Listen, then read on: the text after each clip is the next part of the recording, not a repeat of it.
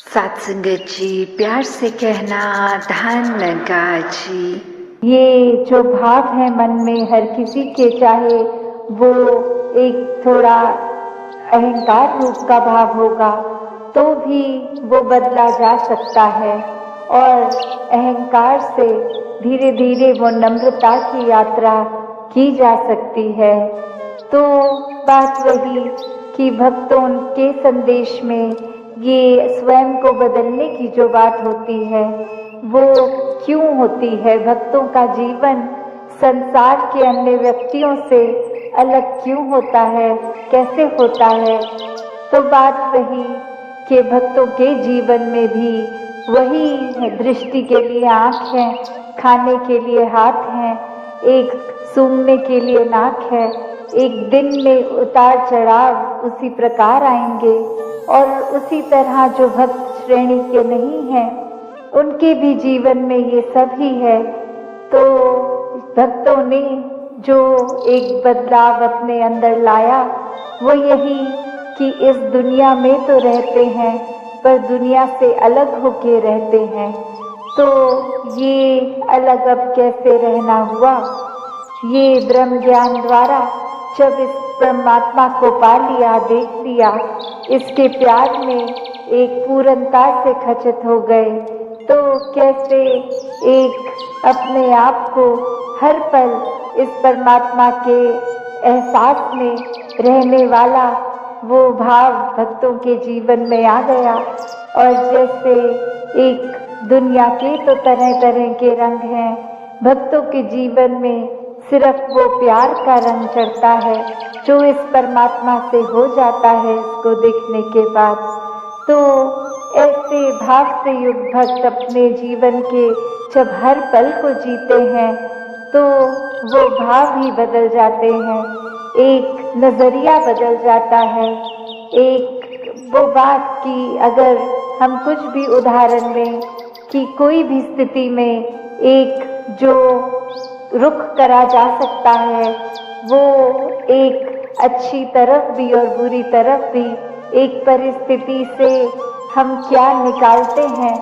वो भी एक अच्छाई निकाली जा सकती है, एक बुराई निकाली जा सकती है। तो भक्तों ने हमेशा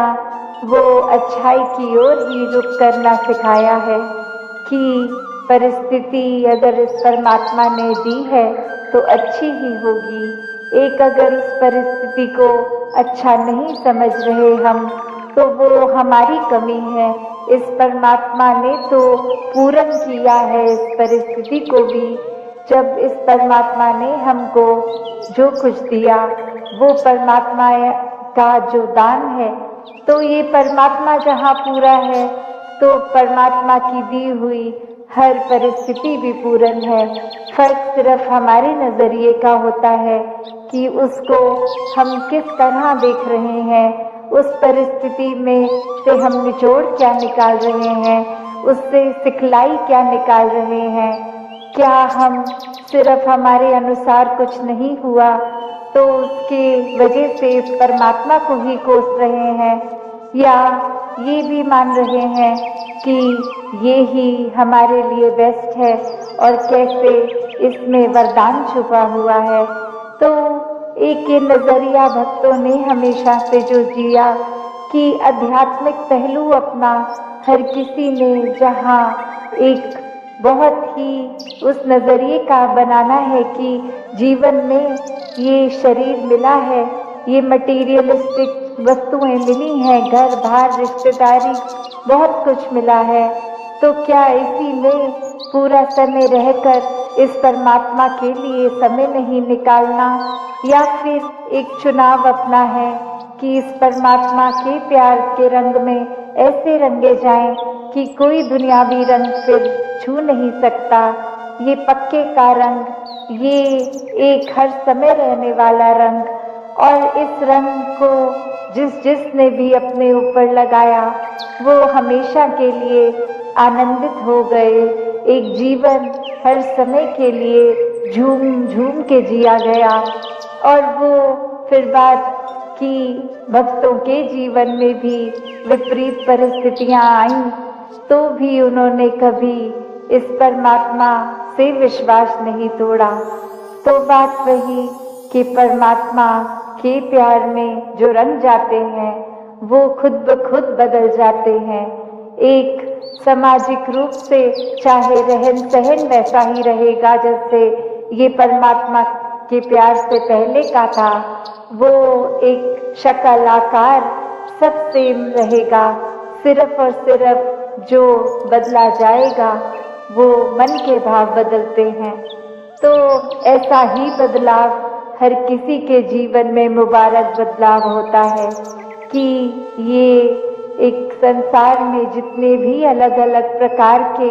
चाहे इंसानों के साथ मुलाकात होनी और वो एक अलग अलग कल्चर बैकग्राउंड, दिखने में अलग, खान पान अलग, सब तरह से वो एक डाइवर्सिटी रूप और कैसे वो होने के बावजूद भी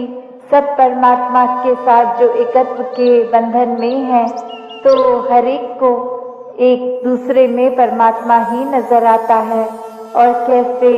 फिर एक ये एकत्व ही दिल पे हर समय का, और उससे फिर कोई किसी में फर्क नहीं दिखता, कोई ऊंच नीच जाति पाति प्रांति कुछ भी फर्क नहीं, सब अपने हैं, सब ही पूजनीय हैं। तो कैसे ये परमात्मा का वास तो पूरी सृष्टि के कण कण में है और वहीं जो हर किसी में भी, और यही परमात्मा को देखना ब्रह्म ज्ञान है कि इस परमात्मा को जब हर समय के लिए ये दिखाई देगा कि हर जगह ही मौजूद है, तो फिर एक जहाँ अपनी भी चेतनता जाग उठेगी। एक जो सच्ची बात है जो भक्तों ने युगों युगों से समझाई है कि दुनियावी एक दौलत तो आज है कल नहीं, इसने बदल जाना है, एक माया का रूप बदल जाना है, घर परिवार सोसाइटी सब बदल जाएगा, पर सिर्फ और सिर्फ एक चीज जो अपनी जगह में कायम दायम शुरू से थी, अभी भी है और ये संसार खत्म होने पे भी रह जाएगी, तो वो बस ये परमात्मा, ये निराकार है। तो इस निराकार को पहचान के जीवन में जहाँ फिर वो समझ भी आ जाती है कि जो कुछ इस निराकार ने दिया है उसका सदुपयोग ही करना है, किसी के नुकसान का कारण अपने आप को या किसी वस्तु को नहीं बनाना, मन में भाव हर किसी के लिए एक शुद्ध विचार रखते हुए हर किसी के लिए फिर वो मन से एक दुआ अरदास कि ये जहाँ किसी के दिन घर में जीवन में एक स्वास्थ्य रूप किसी भी तरह का एक नुकसान हो रहा है, तो वो भी एक भक्तों का दिल तो इस तरह पिघलता है, किसी को देखकर ठीक नहीं है तो उनसे ज़्यादा उनका दर्द भक्त समझते हैं। तो कैसे ऐसे वाले जीवन को मुबारकबाद जीवन कहा जाता है। ये एक परोपकारी जीवन होता है,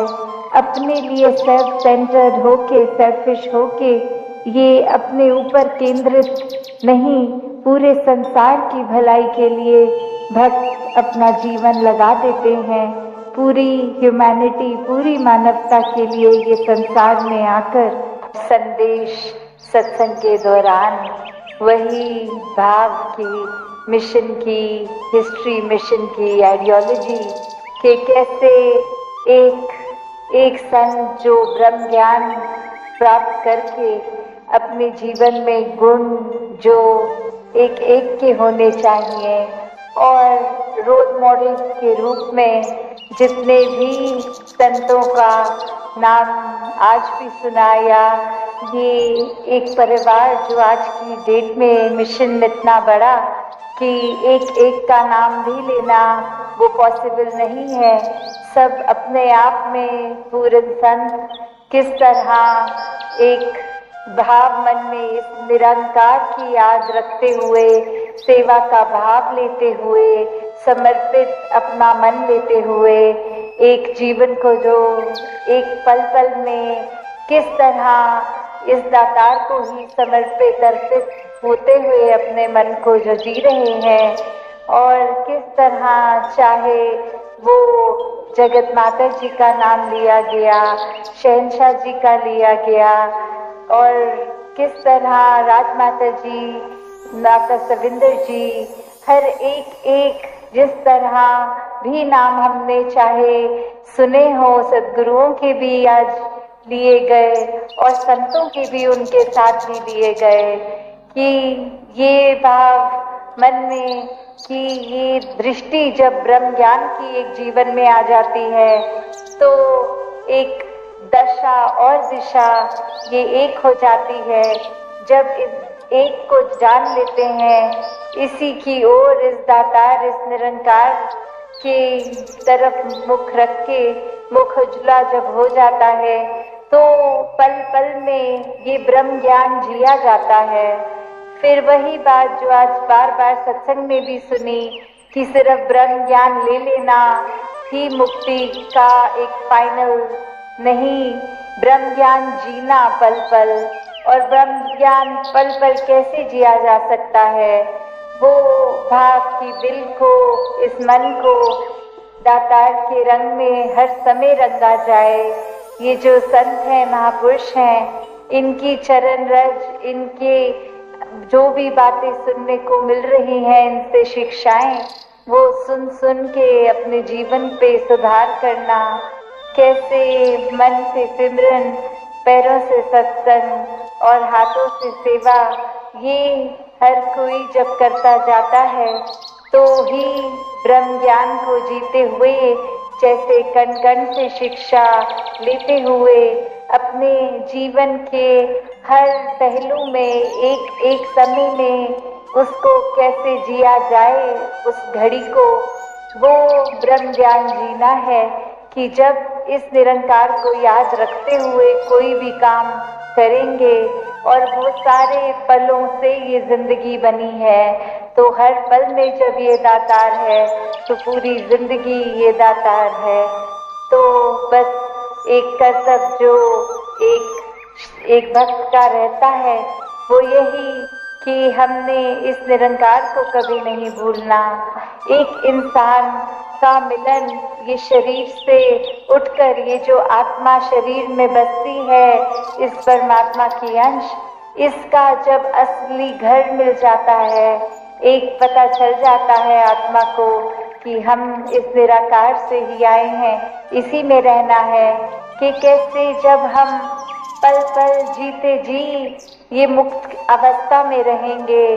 सब कुछ इस दातार के ऊपर छोड़कर, ये अपने आप को डूअर ना मानते हुए,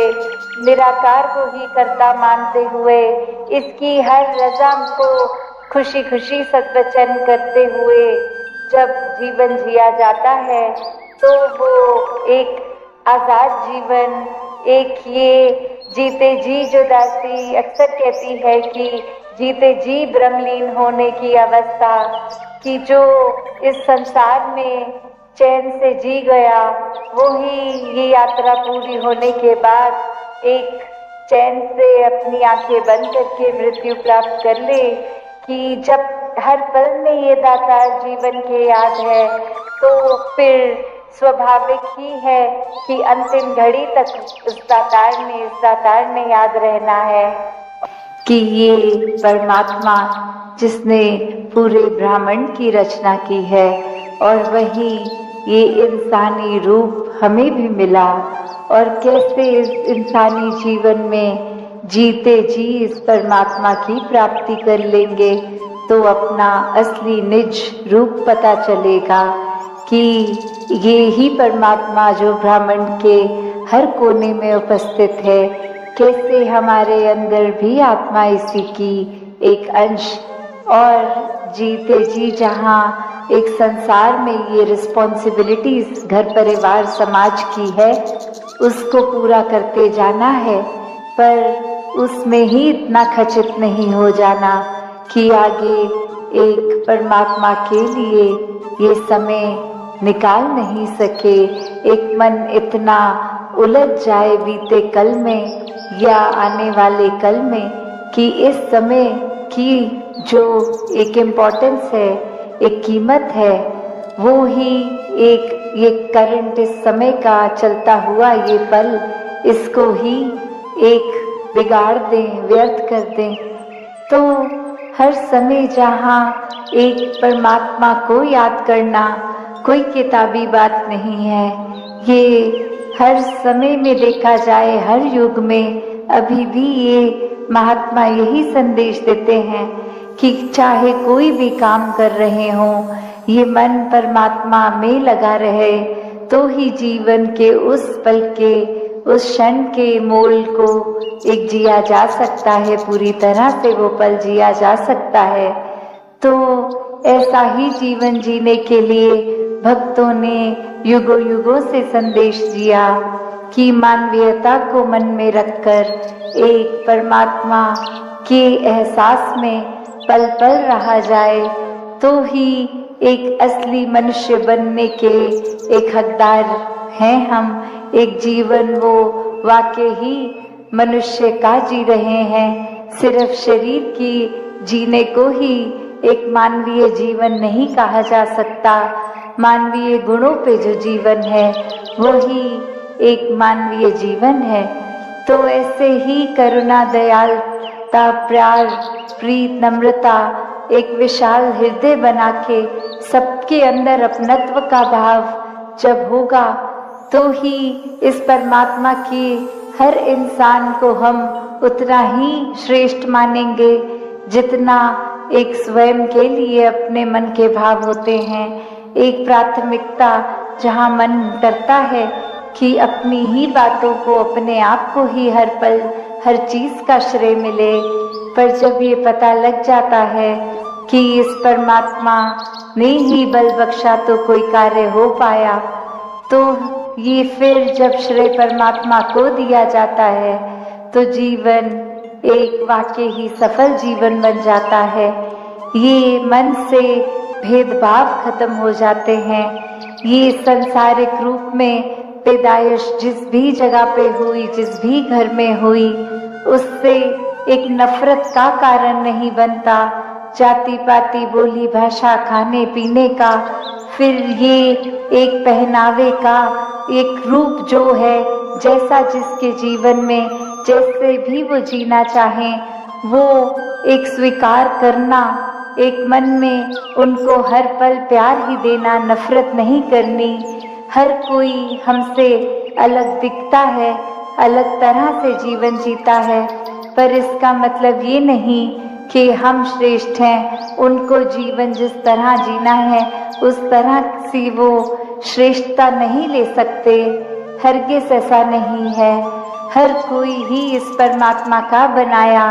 श्रेष्ठ है। तो ऐसे ही अपने जीवन में जहाँ निराकार को एक प्राथमिकता देंगे, एक ये बात समझ आती रहेगी कि जब इस परमात्मा से प्यार हो गया,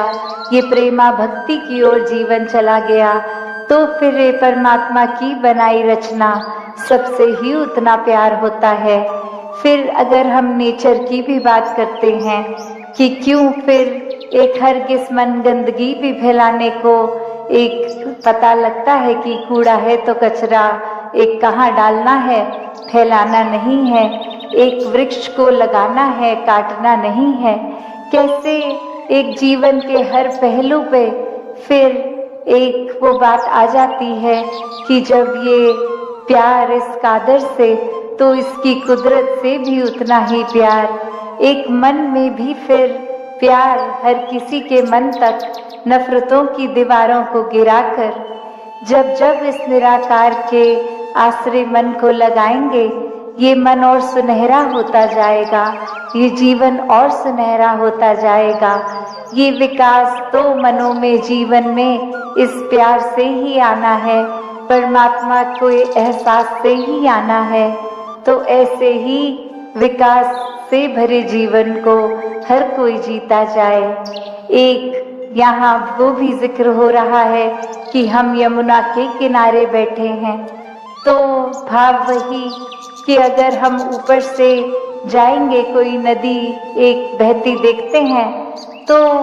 एक ये नजर आता है कि ये एक छोर है, ये दूसरा छोर है, और इसके बीच ये बहता पानी, बस यही सीमित रूप है इस नदी का। जो आंखें सिर्फ एक छोटे दायरे में देखेंगी उसको तो यही दिखेगा, और वहीं एक जैसे एक विशालता का जिक्र हो रहा है कि वही अपने हम विजन को, अपनी ये दृष्टि को और विशाल करें तो समझ आता है कि सिर्फ वो नदी का सीमित सा ठहरा हुआ पानी ही पूरी एक चीज नहीं है। ये नदियों ने जाकर समुद्र में मिलना है, और ये छोटे सीमित से उठकर कितनी एक असीम रूप ये पानी का, वो असली रूप। उसी प्रकार हम अपने जीवन को भी अगर देखते हैं कि एक जीवन और मौत, दो छोर और बीच की जी गई ये जिंदगी, इस जीवन को इस तरह जीने से ये सीमित दृष्टि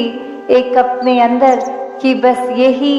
एक रूप नहीं है हमारा, ये अस्तित्व नहीं है। ये शरीर जो है ये चाहे कितने साल की भी जिंदगी ले, असली असीम रूप तो ये परमात्मा से जुड़ के इस आत्मा का बनेगा। शरीर तो जीवन के कुछ साल जीकर समाप्त हो जाएगा, पर ये आत्मा के लिए ये शरीर जो मिला है कि जीते जी परमात्मा को जान लेते हैं जो, वो फिर एक शरीर खत्म होने पे भी अपना असीम रूप ये निराकार से जुड़ जाते हैं। भरमनों से फिर वो भटकन, आत्मा की भी भटकन सब ही समाप्त हो जाती है जब इस मन में निराकार को बसा लेते हैं। तो कैसे एक भ्रमों के अंदर जीना, तो फिर जीवन उसी प्रकार जैसे एक छोटी सी कहानी अभी दासी ने पहले भी कुछ समय आपके आगे रखी थी, अभी फिर इसी उपलक्ष्य में है तो फिर से दासी रखेगी कि एक छोटा बच्चा रात को सपना लेता कि उसके पेट में एक चूहा चला गया है, और वहीं सुबह उठते ही अपने माता पिता से कहने लगा कि मैंने चूहा खा लिया है, मेरे पेट में चूहा है। तो उसकी माता जी आगे से कह रही हैं कि नहीं, हम तो पूरा समय जाग रहे थे, आप सो रहे थे, पर ऐसा कोई चूहा आया नहीं। पर वो बच्चा अपने सपने को ही इतनी अच्छी सच्चाई मान रहा है, इतना उसी को हकीकत मान रहा है कि वो मान चुका है उसके पेट में एक कीड़ा है, एक चूहा है। तो वहीं वो आगे से अगले दिन बीमार भी होने पड़ रहा है, क्योंकि वो सोच रहा है जो मैं सोच रहा हूँ वो सच्चाई है, और पेट में अगर चूहा है तो तबीयत बिगड़ रही है। तो अब हर दिन ये तबीयत सिर्फ इसलिए बिगड़ रही है क्योंकि अपने भ्रम को सच्चाई मान ली है, वही सोच रहे हैं। तो आगे उसकी माता एक तरकीब निकालती है कि जब सुबह उठा के एक स्नान से पहले एक टॉयलेट के ओर लेके जा रही है, और एक नकली प्लास्टिक का एक चूहा ऑलरेडी वहां रख दिया है पहले से, और बच्चे को जैसे ही एक बिठाया और वो कार्य उसका शौच का ओवर जब हो गया तो उसको दिखाती है माँ, देखो वो जो तुमने चूहा खाया था वो निकल गया है तुम्हारे शरीर से। अब वो बच्चा बहुत खुश कि ठीक है, जो मैंने चूहा खाया था वो अब शरीर को तंग नहीं करेगा, और वहीं से स्वास्थ्य भी सुधर जाता है, खेल कूद पढ़ाई लिखाई फिर हो जाती है। तो बात क्या, सिर्फ एक भ्रम को दूर किया गया।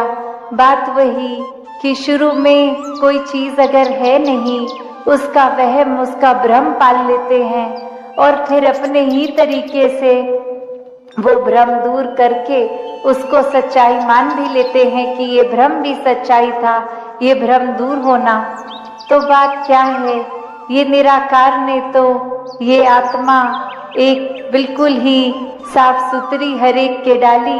पर एक समाज में रहते रहते जैसे जैसे मान्यताओं में एक जीते रह रहे हैं, वैसे ही भ्रमों को पालना शुरू हो जाते हैं। एक दूसरे से नफरत करने लग जाते हैं। ये मान लेते हैं कि हमारी जाति ऊंची, हमारा खाना ऊंचा, तो कैसे हर कोई एक ही समान है। भ्रम तो खुद ही हमने पाल लिए हैं। एक भ्रमों को दूर करके जीना है तो वो एक ही तरीके से हो सकता है कि इस निराकार को, इस परमात्मा को जो देखा जा सकता है, इसको वाक्य ही ब्रह्म ज्ञान लेके देखें, हर समय इसके एहसास में रहें। जी प्रेम से कहना